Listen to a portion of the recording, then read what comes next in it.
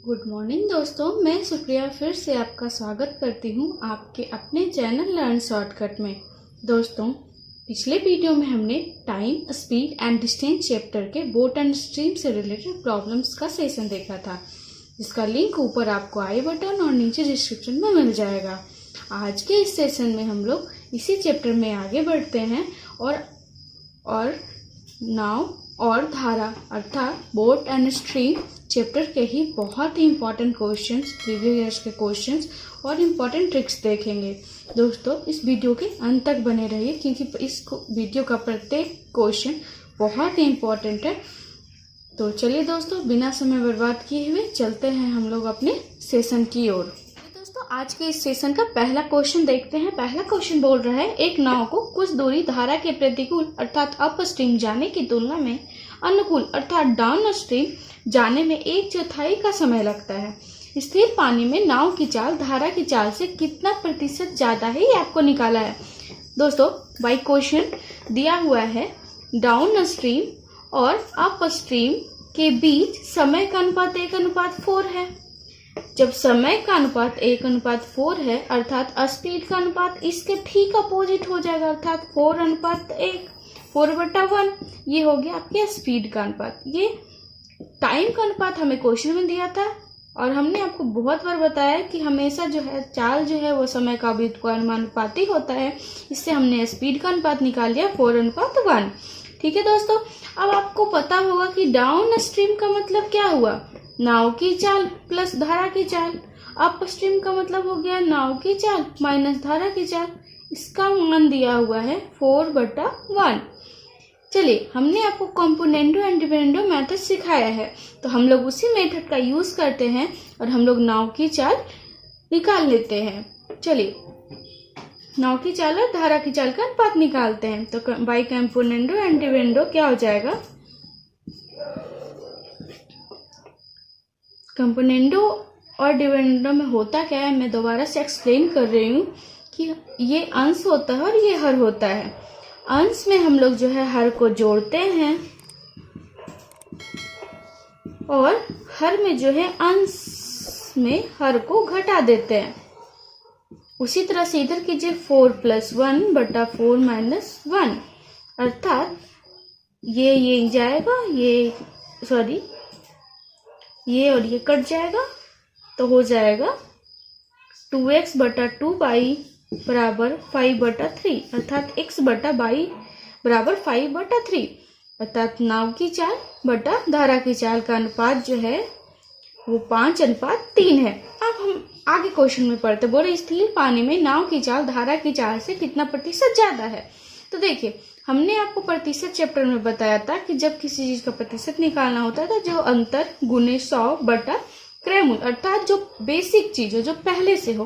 तो चलिए हम लोग उसी तरह से निकाल लेते हैं। प्रतिशत बराबर क्या हो जाएगा, यहाँ दोनों का अंतर क्या है, 5 - 3 कीजिए अर्थात 2 बटा हमारा पहले क्या है धारा की चाल से हम तुलना कर रहे हैं, इसलिए 2 बटा धारा की चाल हो जाएगा गुने 100 अर्थात ये हो जाएगा 66.66%।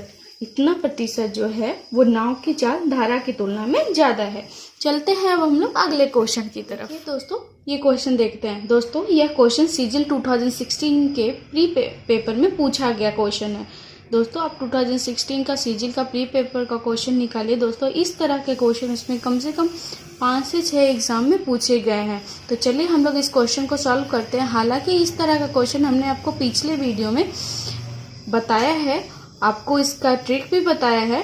तो अगर अभी तक आपने इसे पिछला वीडियो नहीं देखा है तो आप उसे ऊपर के आई बटन और नीचे के डिस्क्रिप्शन से जाकर देख सकते हैं। तो चलिए दोस्तों, हम लोग देखते हैं इस क्वेश्चन को। बोल रहा है एक नाव की अनुप्रवाह अर्थात डाउन स्ट्रीम चाल 14 किलोमीटर प्रति घंटा है, जबकि प्रतिकूल चाल अर्थात उधर प्रवाह या फिर अप स्ट्रीम की चाल जो है वो 8 किलोमीटर प्रति घंटा है। तो नाव की चाल शांत जल में ज्ञात करने बोल रहा है। जब आपको नाव का चाल ज्ञात करना हो तो नाव की चाल बराबर हो जाता है अप डाउन स्ट्रीम चाल प्लस अप स्ट्रीम चाल बटा 2।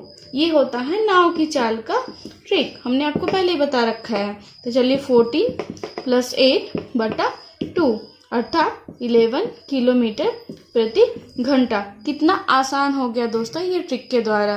तो चलिए अब हम लोग देखते हैं अगला क्वेश्चन। दोस्तों क्वेश्चन को बहुत ही लंबा है, बहुत ही बड़ा है, इसे देखकर आपको हड़बड़ाने की आवश्यकता नहीं है। देखिए इस क्वेश्चन को कैसे हम लोग बस 2 सेकंड के अंदर एक लाइन में सॉल्व करते हैं।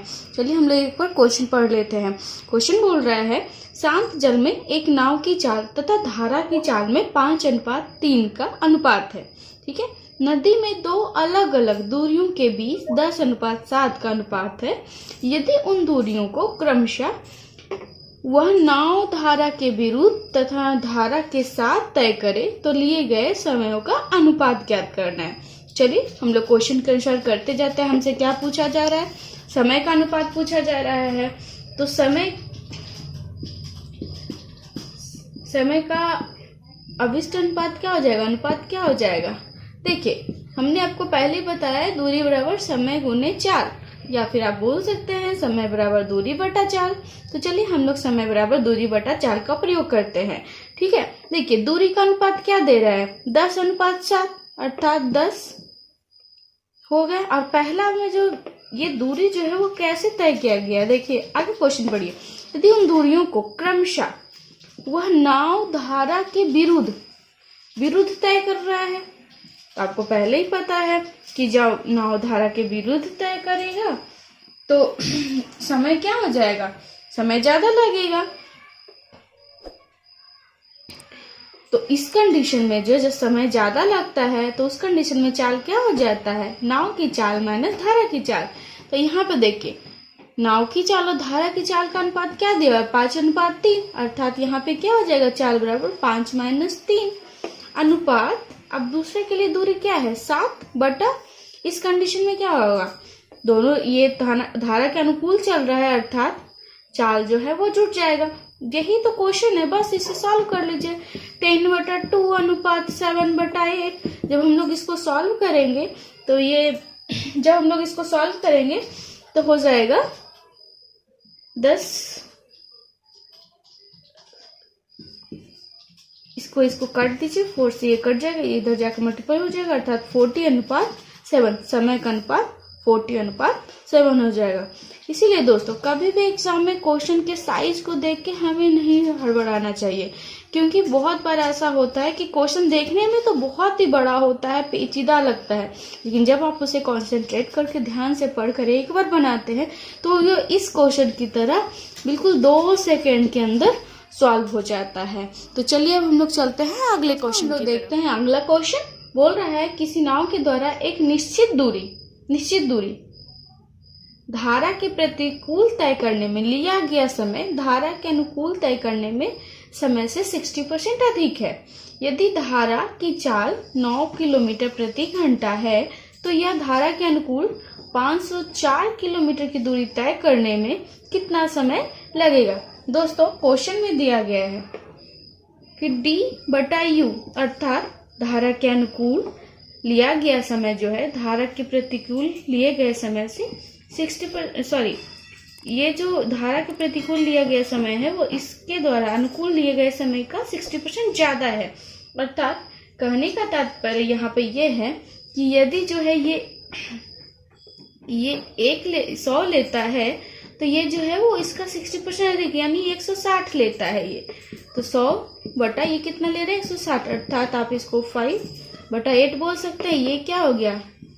समय का अनुपात हो गया। लेकिन जब हम इसका स्पीड का अनुपात, चाल का अनुपात निकालेंगे तो इसके ठीक अपोजिट हो जाएगा, अर्थात चाल का अनुपात क्या हो जाएगा? 8/5। ये इसके स्पीड का अनुपात हो जाएगा। अब देखिए क्वेश्चन बहुत ही आसान हो गया, क्योंकि ये रिलेशन आपको पहले से दिया हुआ था और इस रिलेशन से हम लोगों ने ये रिलेशन निकाला, क्योंकि हमने ऑलरेडी बहुत बार पढ़ा है, आपको तय करके बताया है कि इसमें कंफ्यूज होने की बात नहीं है कि हमेशा जो चाल है वो समय के व्युत्क्रमानुपाती होता है। जैसे जैसे चाल घटेगा समय बढ़ेगा, जैसे जैसे चाल बढ़ेगा समय घटेगा। वही तो है, यहाँ स्पीड का अनुपात हो गया। अब पढ़िए आगे, देखिए D/U बराबर क्या हो गया? चाल के हिसाब से 8/5। यहाँ D क्या है? डाउन स्ट्रीम को मैंने D से और अपर स्ट्रीम को मैंने U से डिनोट किया है। डाउन स्ट्रीम में क्या होता है? नाव की चाल, प्लस धारा की चाल बटा 9 की चाल माइनस धारा का चाल, इसका मान दिया हुआ है 8/5। अब देखिए आपको अभी ठीक पहले वाले क्वेश्चन में हमने आपको बताया है कि इस तरह के क्वेश्चन को हम लोग को कंपोनेंटो एंड डिविडेंडो से सॉल्व करना बहुत ही आसान हो जाता है। तो चलिए हम लोग उसी का प्रयोग करते हैं और इसका मान क्या हो जाएगा, इसमें ये जोड़िएगा तो 2x हो जाएगा और इसी में इसको घटाइएगा नीचे हर में तो 2y हो जाएगा, अर्थात हम लोग इसको x/y लिख सकते हैं। x/y बराबर क्या हो जाएगा 8 + 5 अर्थात 13/8 - 5 अर्थात 3। ये जो है नाव का चाल है और धारा का चाल, नाव का चाल और धारा के चाल के बीच का अनुपात हो गया 13/3। ठीक है। अब देखिए क्वेश्चन में जो है हमें यदि धारा की चाल 9 किलोमीटर प्रति घंटा है, मतलब ये जो धारा का चाल जो है वो हमें पहले से दिया हुआ है। हमने जब इसका अनुपात निकाला तो अनुपात आया 13/3, लेकिन जबकि 3 का मान क्या दिया हुआ है 9। अब सोचिए 3 को 9 बनाने के लिए क्या करना पड़ा, हमें 3 से मल्टीपल करना पड़ा। तो जब इसमें 3 से मल्टीपल करेंगे, चूंकि दोनों का अनुपात 1 है तो इसलिए इसका भी 3 से क्या करेंगे हम लोग मल्टीपल करेंगे, तो नाव की चाल क्या हो जाएगी 39 किलोमीटर प्रति घंटा।